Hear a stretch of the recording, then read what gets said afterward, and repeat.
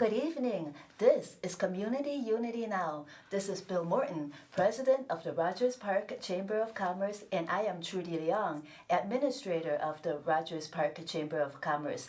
This is Community Unity Now, the D. Tycoon Show, and we have a very, very special guest tonight on our show. It is Abigail Aziza Stone of Connections for the Homeless. How are you today, Abigail? Greetings. I feel so blessed and honored to be here. You have a very important organization, Connections for the Homeless. What is the mission of Connections for the Homeless?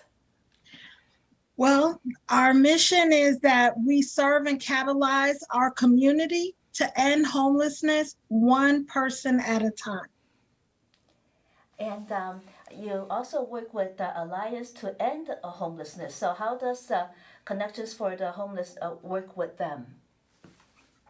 Okay, the Alliance to End Homelessness in Suburban Cook County is an oversight group for Suburban Cook that distributes HUD money and funding for the state of Illinois.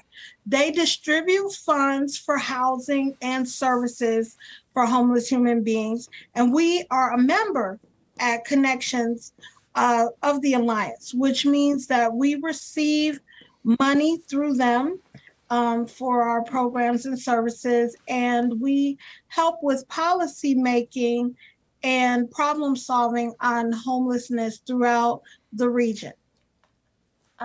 So the Connections for the Homeless is a 501c3, correct? I'm sorry. I want to make sure that I have those numbers correct. No worries. If you're not too sure, that's okay. That's we could skip that one if you're not absolutely sure. Okay, thank you. I'm on the board of directors for Connections for the Alliance and for SHIPA, Supportive Housing Providers of America. Okay. How does Connections for the Homeless acquire the housing units for the homeless? Because we did notice that the organization acquired 52 units of housing in Evanston for the homeless in 2021. Yes. Well, I want to point out that actually Connections provided a lot more housing than that in 2021. It was in the hundreds that housing was provided for, and we actually worked with over 1,000 people providing services and trying to get them housing during that time. So 52 is less than the number that we have housed in 2021. But I want to say that there are agencies like ours that work with the Alliance to subsidize housing for many people. And the funding for this housing is usually for those people who are chronically homeless, veterans, and disabled. I also want to point out I am a survivor of domestic violence, and I have a son who has a disability, and I was assisted through Connections to be housed from a shelter. I had to flee from an abusive marriage to a shelter. And so I am a survivor and a person that has lived experience on the board. And so those units are assigned through what is called the coordinated entry system. So for people who are eligible for this subsidized housing, like mostly and usually those groups that I mentioned, we call the coordinated entry system, and they help match the people to the units that are available. There are a lot of people who unfortunately are not eligible for those units, and then we try to find them market rate units, or we end up having to turn them away. There is a lack of affordable housing compared to the great need. Who are the people that all might be over this region. ineligible? I think you kind of froze up, but There we go. now you're back. Yes. Please repeat the question. Um, what makes a person ineligible if they don't fit into the categories you mentioned, like chronically homeless, veterans, and people with disabilities? Well, see, this is the thing. A lot of the funding has some specifications. So when we get federal funding and we get HUD funding, then we have to um,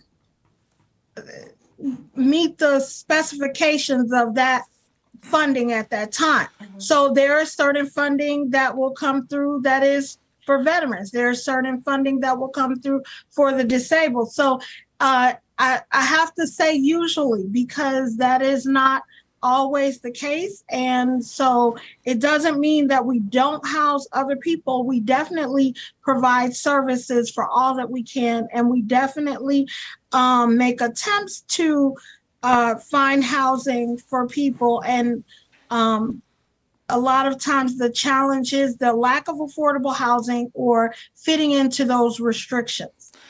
So Abigail, we spoke at the Glenwood Arts Festival over the weekend, and that was a pleasure. It's so nice to see you there. And we spoke about the growing tent city in Toohey Park, in my neighborhood of Rogers Park.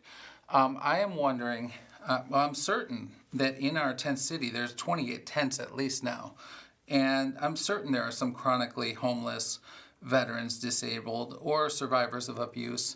I was wondering if Connections for the Homeless can help us and help them by coordinating the entry system to help match the people to units that are available.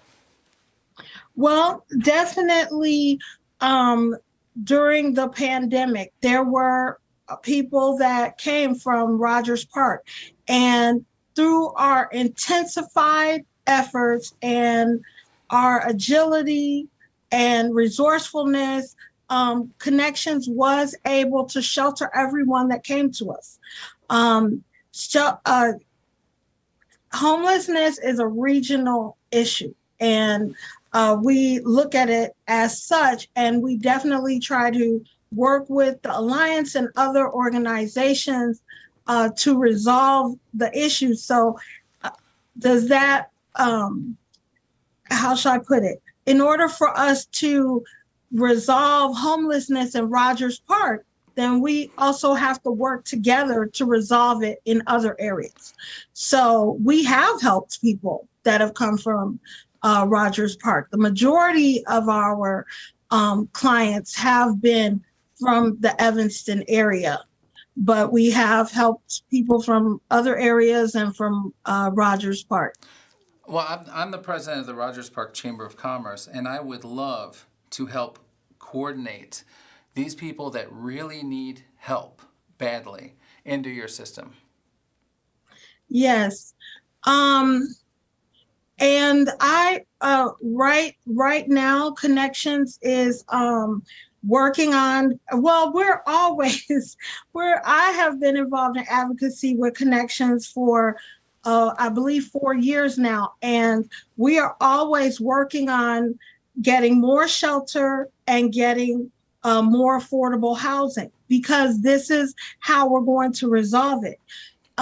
There are other needs that people experiencing homelessness out on the street need, and actually a housing first method of attempting to get them sheltered and housed has really proven to be most effective, because how can someone get their medication stabilized or get therapy or other assistance that they may need, rehabilitation, whether it's physical or whether it's for some other issues, if they're not housed and they're not stabilized? So yes. And I'm very familiar with the Housing First model. That's housing before other resources. You need to have housing first, then maybe we can talk about all of the other things, including maybe employment. Yes, and I definitely saw that I had a lot of issues that while I was not stable, even while I was living in a shelter, I wasn't able to address those issues. I wasn't able to get the counseling, the therapy that I needed for myself and my family from overcoming domestic violence, for example. And so I've been able to get my mental health needs met, my counseling therapy, and things are overall better for my family. People need stability, and I believe that, well, we as Connections believe that affordable housing is a human right. And it is really necessary for someone to get stabilized and get the other things that they need addressed. How does Connections for the Homeless address those homeless people who do not want any help? Yes. Well, what happens is that we continue to outreach to people who are on the street and try to develop a relationship with them. Now, it may not, how shall I put it? I know that some people have that as a stereotype, that some people out there because they just want to be out there. And to me, that's kind of a damaging stereotype, but there are people who refuse to come in to shelter or housing. And typically that is because they may have a mental health issue. Again, there is a lot of stigma with mental health. So I want to carefully address this issue and not label everyone out there in a way that some people still see as negative. But to be quite honest, some statistics have shown that over 70% of the people that are experiencing homelessness out on the street have a mental illness. Now, did the cart come before the horse? I mean, there are traumas and all kind of things that happen to people once they're out on the streets. So it is possible that mental illness could have developed. It could have been the reason why they maybe weren't able to maintain employment. It may be the reason they may not have been able to maintain their housing that they had. There are lots of stories, and I want to stress that each person has their own individual stories, and they may have their own individual reasons. So I cannot speak or for all of them or label everyone out on the streets. However, these mental health issues can also inhibit someone from trusting. And they've already experienced trauma. They may be trying to avoid being re-traumatized, and they may feel that nobody's on their side. I mean, think of how we see homeless people being treated on the streets. One of the things that has affected my compassion and my passion to be part of this work, besides giving back, is that there was an interview with a man that would frequent downtown and would panhandle downtown, and he was actually homeless, because not everyone that panhandles is homeless, and not everyone that is homeless panhandles. I want to point that out. But his name was Ronald, and he did an interview. I don't remember everything that he said, but what haunted me was that he said the hardest thing about being homeless is that you're not treated like a human being. And so if you're not treated like a human being, how long will that affect your mind? How long will that affect your thoughts? And so how will that affect your level of trust? If nobody treats you like a human being day in and day out, then anyway, Connections is committed to proving to the people that we care about them and we have their best interest in mind. And so we work with them. We continue to invite them to partake in our services, to come in, to get a lunch. We have 2 drop-in locations where they could come in, they could get a lunch, they could get a shower. A lot of people are treated inhumanely because, unfortunately, people find it offensive that they haven't taken a shower. But where are they going to take a shower? Well, they can come to Connections. And then over time, it doesn't take them long to see that we really care. And so that makes a difference. Where are those 2 locations? Okay. One is at Hilda's Place, located in the Lake Street Church. It's in Evanston on Chicago and Lake Street. The other one is in 2121 Dewey. We have an office drop-in location. 2121 Dewey, Dewey in Evanston. When Connections for the Homeless address these homeless people that might prefer to stay on the street, if they do need the mental health services and you develop that relationship with them, are you able to provide mental health services for them if they agree to get those mental health services? We have on site a person that is able to counsel in our Hilda's Place location, and we have so many connections and sister organizations that we are also able to refer people to as part of our case management and our wraparound services. We're able to refer to other organizations for them to get assistance as well. Do you seek out people in need of help, or must they have a sponsor to be a part of the program? No, people are able to come into our drop-in locations for services, and we do have outreach people, and we are part of this coordinated entry where people our other organizations are able to refer people to us. So it's all of the above. We have sought out people that needed assistance.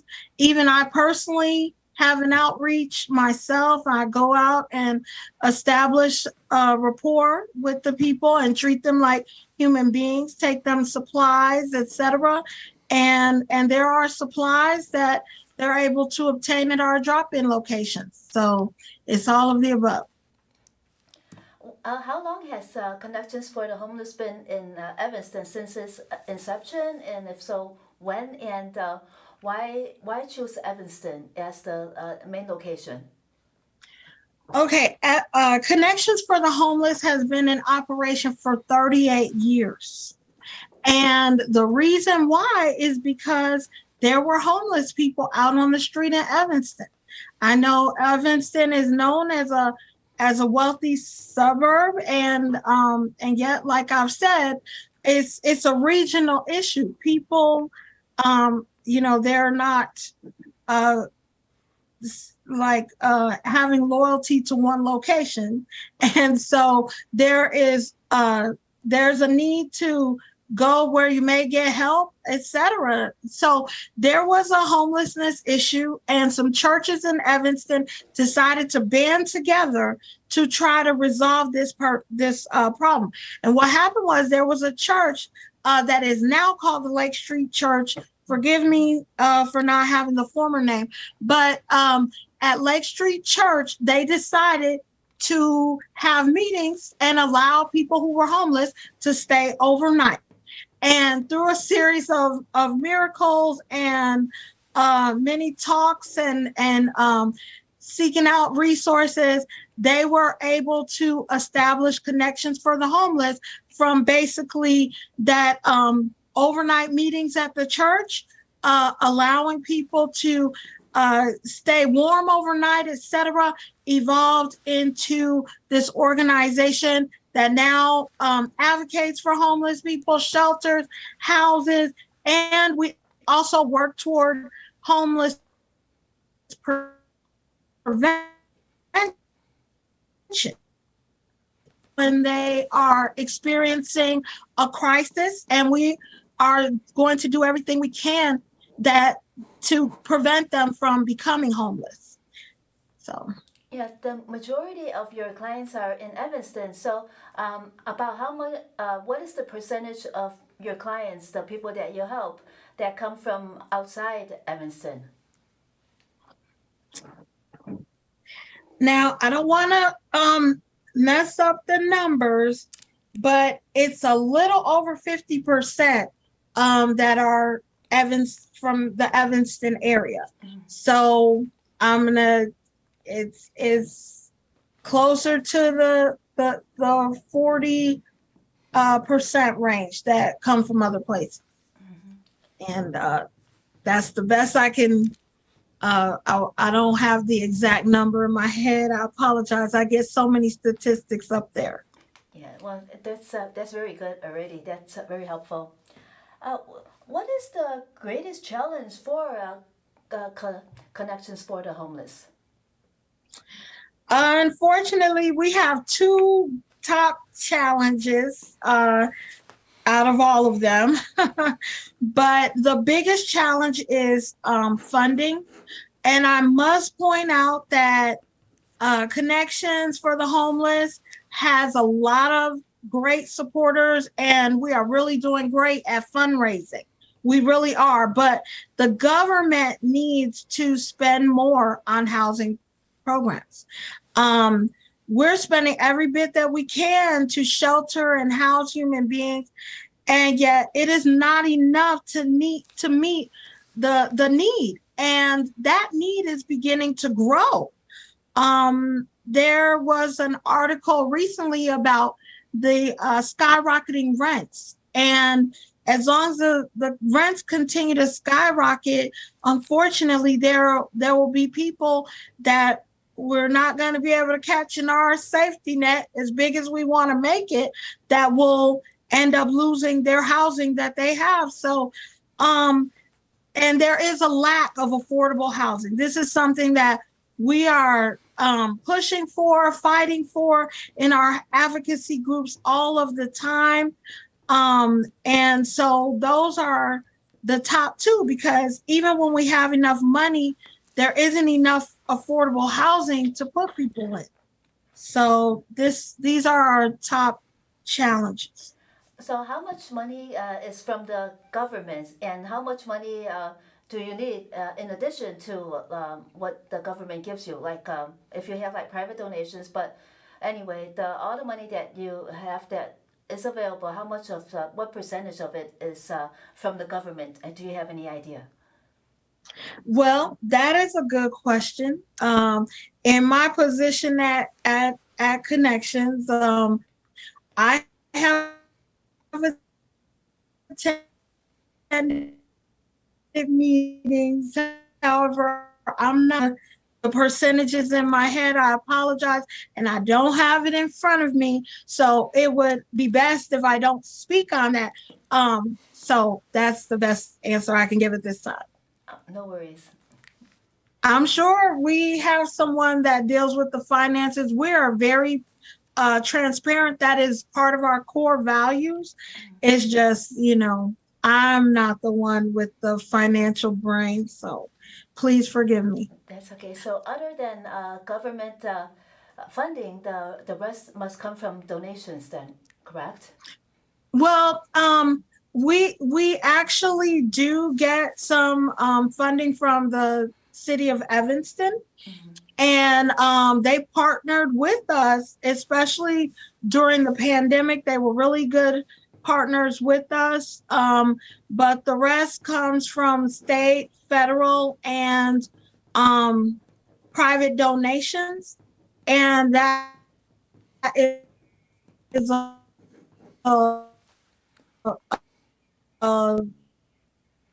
so I don't have those sources.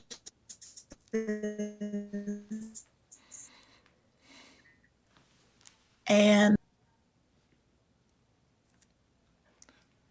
that's all. Abigail, you kind of froze up, but so let's see if we heard correctly.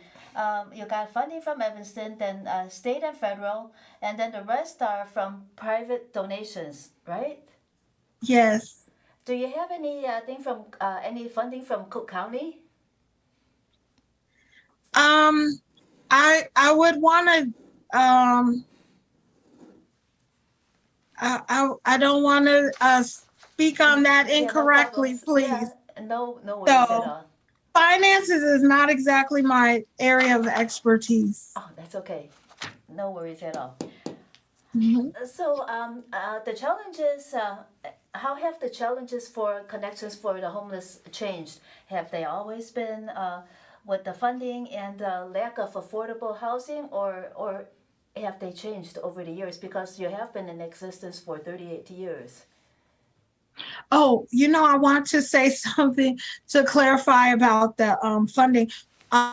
We did also get relief funding. So the city of Evanston was a partner in getting more relief funding funneled to us. So that's something that I'm aware of that I wanted to point out. But things have definitely changed during the pandemic. There were CDC guidelines about how many people could be in the shelter, how they could how they could congregate, the spacing. I mean, I think we're all aware of some changes, but yes, that did deeply affect how we did things. But it pushed us to also what is a newer model all across the country, which is utilizing hotel space. One of the benefits is that each person could have their own room and didn't have to be forced to go different places during the day. So we started using the Margarita Inn, and that helped us to actually get everyone that came to our for our help during the pandemic off of the street. It was very beneficial to us, and we're actually trying to continue the usage of the Margarita Inn. But Well, right now, Abigail, that is great. Unfortunately, we are out of time. Could you very quickly let our viewers know how they could contact Connections for the Homeless if they need to? And we have to sign off after that. okay, if you would like to get in touch with Connections for the Homeless, you can go to the website connect and the number 2 home.org. Connect to home.org. Okay, thank you so much, Abigail Aziza Stone of Connections for the Homeless, for joining us tonight on Community Unity Now. This is Bill Morton, President of the Rogers Park Chamber of Commerce, and I am Trudy Leong, Administrator of the Rogers Park Chamber of Commerce.